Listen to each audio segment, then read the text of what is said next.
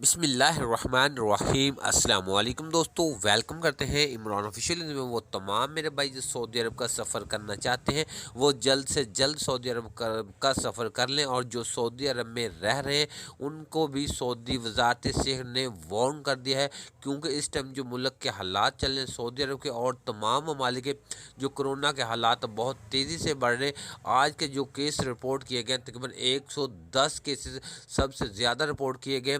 अगर इस तरह के हालात बिगड़ते नजर आए, जैसा कि जब फ्लाइट प्रेशर पिछले साल बंद हुआ था तो तकरीबन वो 400-500 केसेस पर फ्लाइट प्रेशर मुकम्मल तौर पर बंद कर दिया था।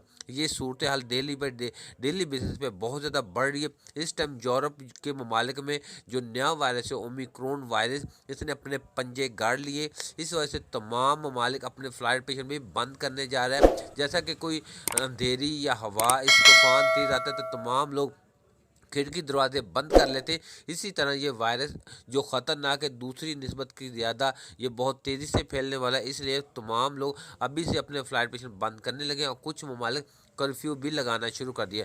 ये सब जो हालात देखकर सऊदी वजारत सेहत की तरफ से एक अहम ऐलान किया गया।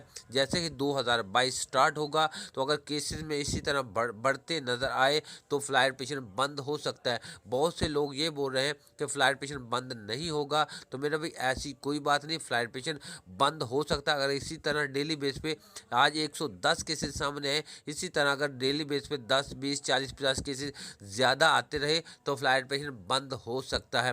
पिछली दफ़ा भी ऐसा ही बोल रहे थे। तो मेरा मशवरा यही है, जिन लोगों ने सऊदी अरब से अपने घर वापस जाना वो अभी मत जाएं, क्योंकि जो जो हालात नज़र आ रहे हैं बहुत ज़्यादा ख़तरनाक है। और जिन लोगों ने सऊदी अरब का सफ़र करना है वो जल्द से जल्द अपना सऊदी अरब का सफ़र कर लें।